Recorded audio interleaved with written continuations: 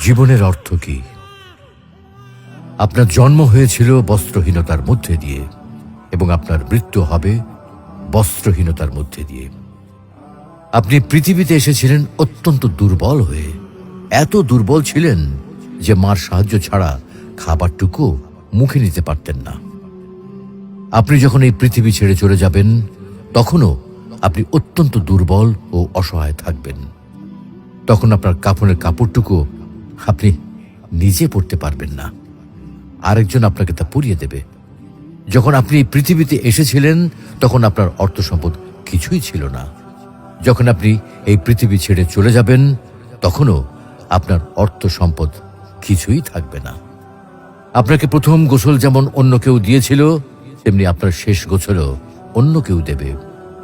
আপনি যেমন পৃথিবীতে একা এসেছিলেন, ঠিক তেমনি ভাবে আপনাকে পৃথিবী থেকে একাই চলে যেতে হবে।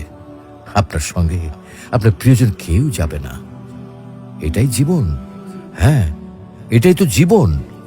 তাহলে কেন এত মারামারি, এত সংঘাত, এত হানাহানি? কেন এত বিদ্বেষ? কেন এত হিংসা? কেন এত বেইমানি? তাই সকলের প্রতি দয়াশীল হন, সকলকে আপন করে নিন এই ক্ষণিকের যাত্রায়। জীবন খুবই সংক্ষিপ্ত, সুতরাং জীবনকে মহৎ কাজে উৎসর্গ করুন।